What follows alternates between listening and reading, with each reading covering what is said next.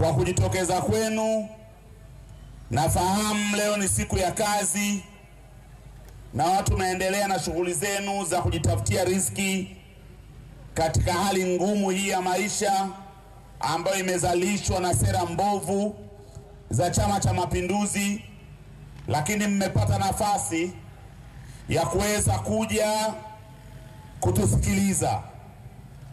Mimi binafsi nimefarijika sana na nimesimama mbele yenu kwa moyo uliojaa shauku kubwa, kwa sababu Tabora ni maeneo ambalo nimekuja mara kwa mara.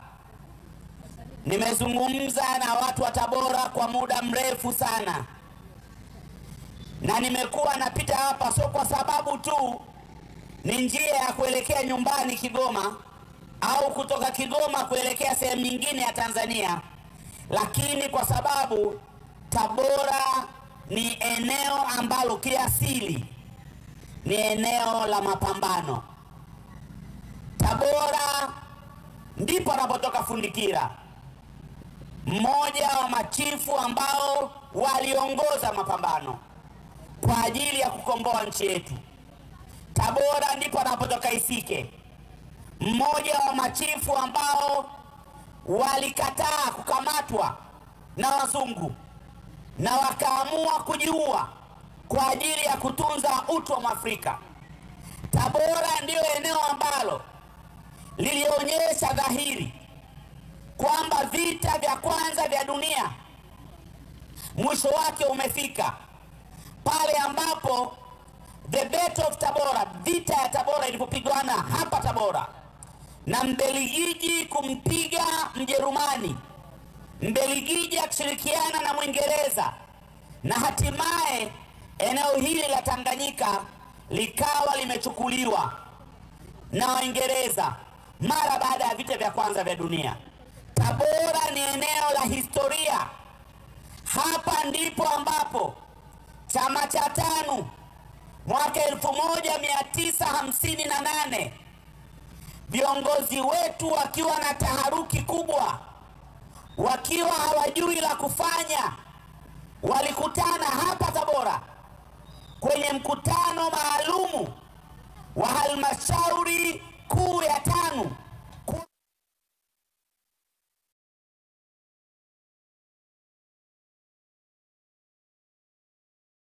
ingie kwenye bunge la mkoloni au wasishiriki.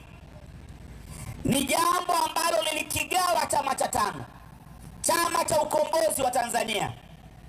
Ni jambo ambalo mpaka leo linahadithiwa kama uamuzi wa busara, uamuzi ambao Mwalimu Nyerere na wenzake waliuongoza ili TANU iweze kuharakisha uhuru wa nchi yetu.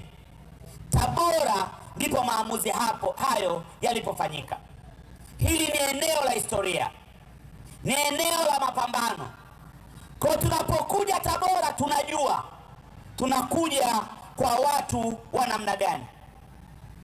Tumeanzisha operesheni Majimaji, operesheni ambayo ina lengo la kuwaunganisha Watanzania, kama ambavyo babu zetu miaka hiyo walivyoamua kupambana na mkoloni Mjerumani ambaye alikuwa akiwatesa, ambaye alikuwa akiwalimisha bila ujira, ambaye alikuwa anasababisha madhara makubwa kwa watu na kuua watu. Wazee wetu wakaungana, makabila ya Tanzania yakaungana bila kujali huyu ni wa wapi, huyu ni wa wapi, kwa ajili ya kupambana na Mjerumani. Pamoja na kwamba walipigwa, lakini vita vya Majimaji vinahadithiwa mpaka leo kwenye mashule, kwa sababu ilikuwa ni vita ambayo ilileta hisia za ukombozi kwa watu wetu. Ndugu zangu wananchi wa Tabora, kumekuwa na mjadala mkali katika nchi. Tunafahamu tangu mwaka 2019 chaguzi zetu sio vile ambavyo tumezoea.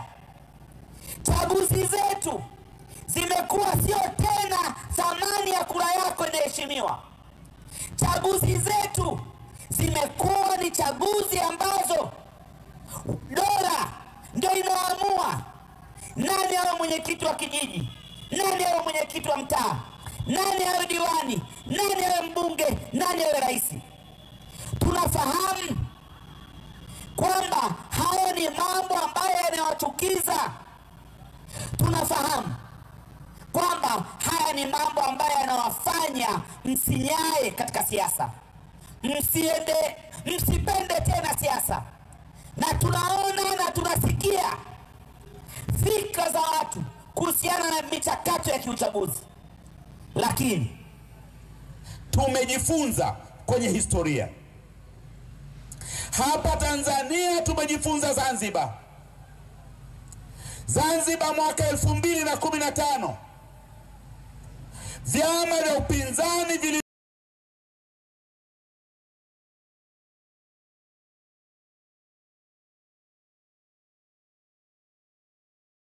vilisusia CCM kwenye uchaguzi wa marudio baada ya Jecha kufuta matokeo halali yaliyompa ushindi Maalim Seif Sharif Hamad.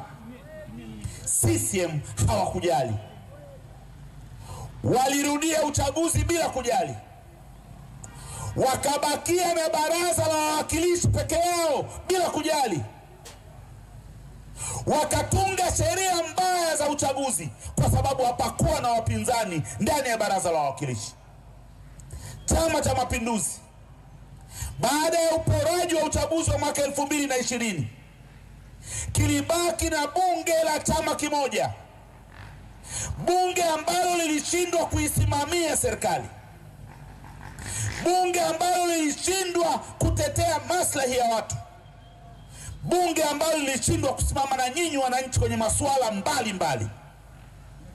Sisi ACT Wazalendo tunasema miaka 5 mingine ya bunge la chama kimoja imetosha. Miaka 5 mingine ya bunge kibogoyo haiwezekani. Tusiruhusu, na hatuwezi kuiruhusu kwa kuondoka kwenye mchakato wa uchaguzi. Hatuwezi kuzuia bunge lingine la chama kimoja miaka 5 ijayo 2025 mpaka 2030 kwa kususia michakato ya uchaguzi. Inawezekana wote wasifanikiwe, lakini naamini kwamba tukiamua kwenda kupambana nao kwenye majimbo, kwenda kupambana nao kwenye kata, kuna majimbo yataporonyoka tu, kuna kata zitaporonyoka tu. Tutazuia nchi yetu kuendelea kuwa na bunge la chama kimoja kwa miaka 5 mingine. Tutazuia nchi yetu kuendelea kuwa na bunge kibogoyo kwa miaka mingine. Ndio maana ACT Wazalendo viongozi wake baada ya kukaa na kutafakari na kuona hali halisi ya nchi ilivyo, wakasema hapana, hakuna kutanduka daruga, hakuna kutundika daruga. Twende tukapambane na CCM kwenye vituo vya kupigia kura, twende tukapambane na CCM kwenye maeneo ya majumuisho ya kura, twende tuwe kama wale ile hadithi ya wakulima wawili, mkulima mmoja, wote wanalima mahindi. Wakulima wale wakawa kila wakilima mahindi ngedere wanakula mahindi yao, kila msimu hawavuni, kijitahidi ngedere wanakula. Mkulima mmoja akasema mimi naviacha, silimi tena. Mkulima mwingine akasema mimi ndachukua watoto wa dada zangu, watoto wa shangazi, watoto wa mjomba, watoto wangu na majirani, tutakwenda kulima shamba ili tuwafukuze ngedere. Ngedere tuwakomeshe wasiendelee kuiba mahindi. Yule mmoja akaacha kulima msimu ule, yule mwingine akapeleka watu kukimbiza ngedere kwenye shamba. Watu wa Tabora, naomba mniambie, kati ya wakulima hawa wawili, ni mkulima yupi ambaye angalau atarudisha chakula nyumbani kati ya hawa wawili? Ni yupi? Ni yupi? Aliyekwenda kupambana na ngedere.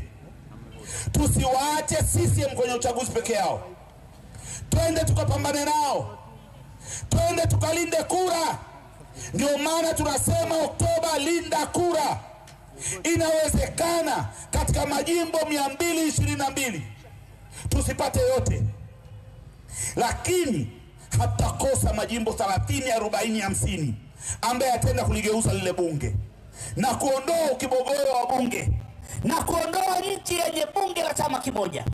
Ni wajibu wetu kuhakikisha tunaondokana na bunge butu. Ni wajibu wetu kwenda kupambana. Ndio maana ACT Wazalendo inawaambia watu wa Tabora na kuwaambia Watanzania wengine kupitia operesheni Majimaji, operesheni ya siku 30 za kupambana, kuamsha watu kwamba twendeni tukapambane na hawa watu kwenye sanduku la kura. Twendeni tukahakikishe kama ambavyo wazee wetu walipopambana na mkoloni. Jana makamu mwenyekiti wetu wa chama alikuwa Kigoma, akahadithia kuhusiana na Majimaji na namna wazee wetu walivyounganisha watu ili kupambana dhidi ya mkoloni. Hivyo navyo ndio sisi ambavyo tunapaswa kufanya. Tunapaswa kwenda kuhakikisha tunajenga bunge la kiuwajibikaji, kuiwajibisha serikali. Hali ya maisha yetu sasa hivi ni ngumu. Hali ya umaskini kwenye nchi yetu imeongezeka, imekuwa ni mbaya sana. Sasa hivi tuna takribani watu milioni 70, idadi ya watu wa Tanzania milioni 70. Watu milioni 26 wanaishi katika dimbu la umaskini. Umaskini wa kutupwa, umaskini wa kutokuwa na uhakika wa mlo mmoja kwa siku, umaskini wa matumizi ya chini ya shilingi 1600 kwa siku. Mstari wa umaskini Tanzania ni mtu ambaye hawezi kutumia shilingi 1600 kwa siku. Huyo ndio maskini. Watu milioni 26 wa Tanzania wanaishi kwenye dimbu la umaskini. Watu wa Tabora mwaka 2020 ni wa Tanzania milioni 14 tu ambao walikuwa wanaishi katika dimbu la umaskini. Sasa hivi wa Tanzania milioni 26 wanaishi kwenye dimbu la umaskini. Wabunge wakiongea ndani ya bunge, mawaziri wakiongea, wakuu wa mikoa wakiongea, wakuu wa wilaya wakiongea, wanamwambia Mheshimiwa Rais, hapa Tabora umeleta mabilioni, hapa Kigoma umeleta mabilioni, hapa sijui wapi umeleta mabilioni. Lini mmewahi kuwasikia wakisema kwamba haya mabilioni yameondoa watu kadhaa kwenye umaskini?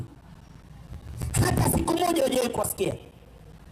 Nimesikiliza hotuba ya Mheshimiwa Rais bungeni akifunga bunge, anaeleza orodha ya miradi, anaeleza mabilioni ya fedha yametolewa kwenye ruzuku ya kilimo, anaeleza wamejenga nini, lakini hotuba nzima Rais hajaeleza hata mara moja, hata sehemu moja kwamba alikuta Watanzania maskini kadhaa, ameshusha umaskini umebaki kadhaa. Hii inasababishwa na sera mbovu za CCM. Mwaka 2020 kulikuwa na Watanzania masikini milioni 14.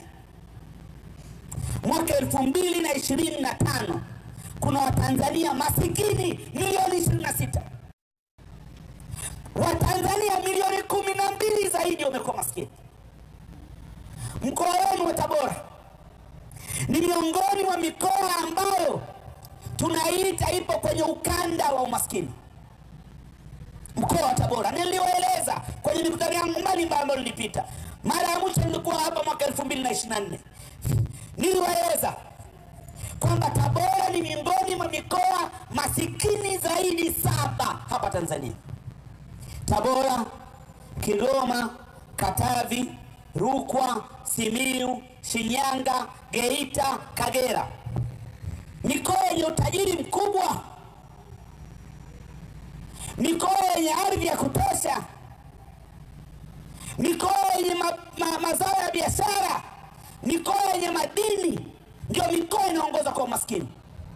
Hapa Tabora, katika kila watu 100, hapa Tabora, kwa hesabu nyie hapa 100, kila kundi la 100 katika nyie mlioko hapa, 33 leo tangu asubuhi mpaka jioni, kama wamekula ni bahati, wamekula mara moja, na hana hakika mpaka atakaporudi nyumbani kama atakuwa amekula. 33% ya wakazi wa mkoa mzima wa Tabora wanaishi chini ya mstari wa maskini. Hawana uwezo wa kupata shilingi 1,600 kwa siku na kuzitumia. Kigoma 23%, Simiyu 36%, Geita yenye dhahabu, yenye mgodi mkubwa wa dhahabu Afrika, 40% ya watu wake wanaishi chini ya mstari wa maskini. Shinyanga 36%, wanalima almasi toka mwaka 1948, 36% wanaishi kwenye chini ya mstari wa maskini. Rukwa, kule Rukwa yani Rukwa kule, wewe ukiwa umejiokoa na umaskini, una chance ya 70% kuporomoka kwenye umaskini. Yani hata kama umefanya kazi, umelima mahindi, umepata pesa, umevuka mstari wa maskini, kuna nafasi ya 70% ya wewe mwananchi wa Rukwa kuporomoka kwenye umaskini. Hiyo ndio hali ya watu wetu. Tanzania mikoa 7 hii sisi tumeiita mikoa ya ukanda wa umaskini, poverty belt, kwa sababu sera mbovu za Chama cha Mapinduzi. Sura ya umaskini nchi yetu ni mkulima, kwa sababu kwa Tanzania nzima hii 2/3 tunategemea kilimo, 2/3. Alafu hicho kilimo kinazalisha 1/3 ya pato la taifa la Tanzania. Manake ni kwamba kanapatikana kadogo, wanagawana wengi. Ndio hali ya umaskini katika nchi yetu.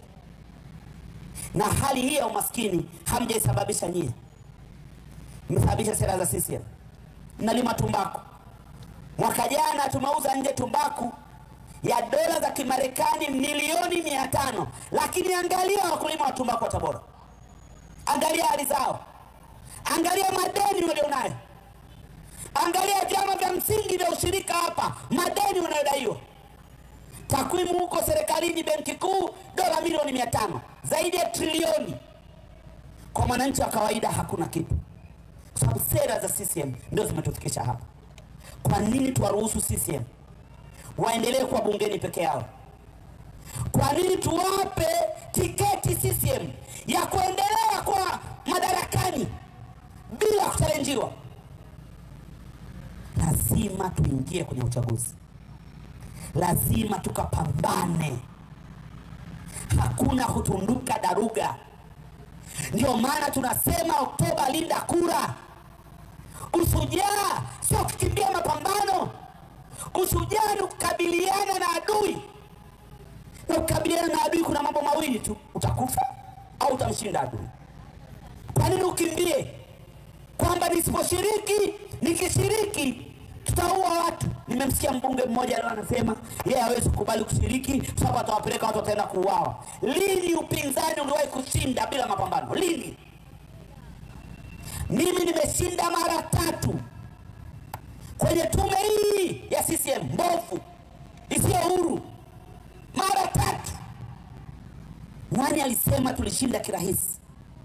Mbunge gani wa upinzani hapa Tanzania ambaye alishinda tu? Mbunge gani au diwani gani wa upinzani hapa Tanzania ambaye alishinda tu? Lini wa Tanzania tunasema anaogopa, acha waendelee wenyewe? Haiwezekani, tusiruhusu haya.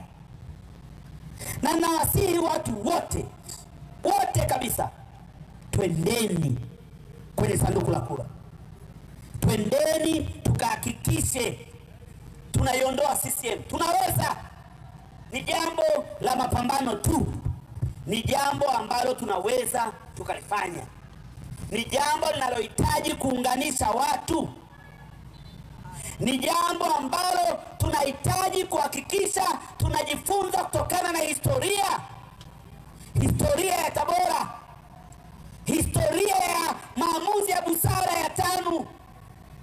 Lazima tuunganike wote, tuunganike kama wazee wetu wa vita vya Majimaji walivyounganika.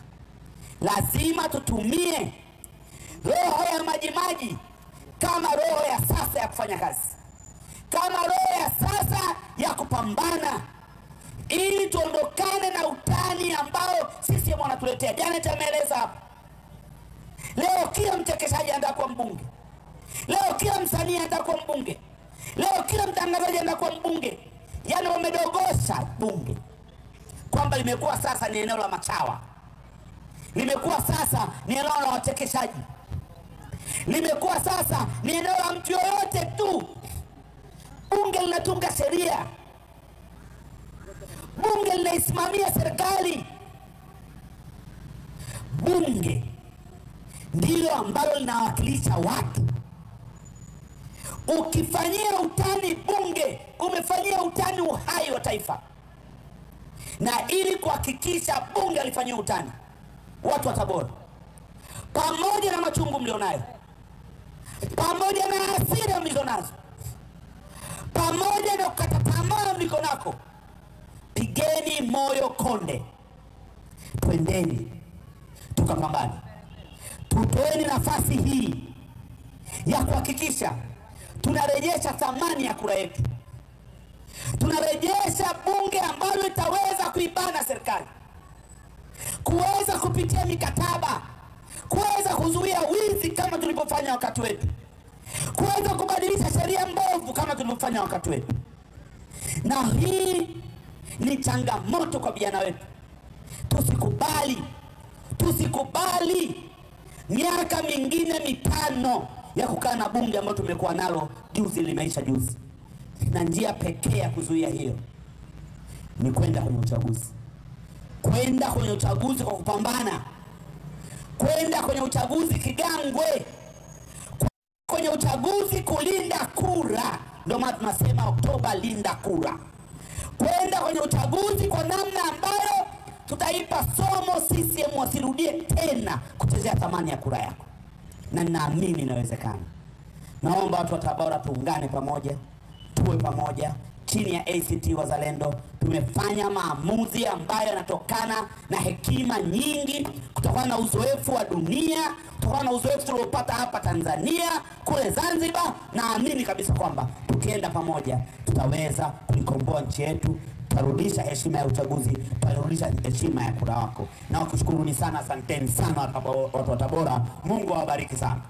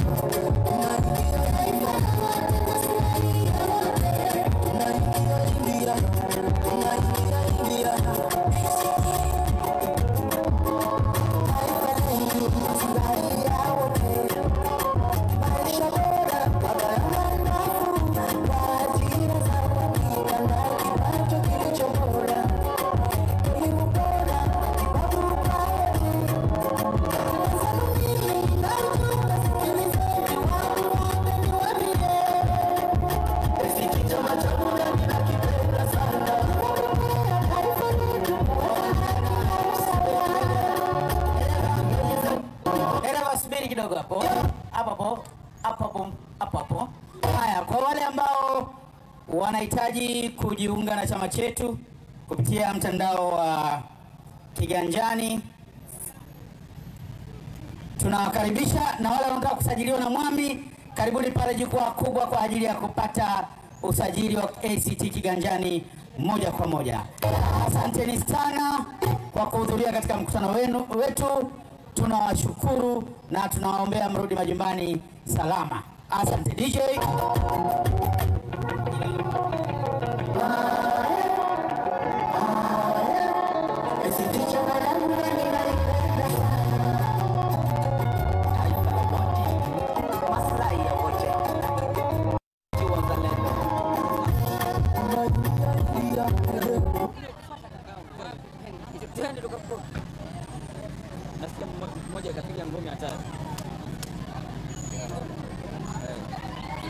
moja usinirekodi.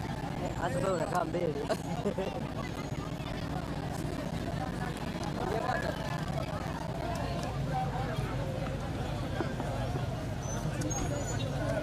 Ndio hii.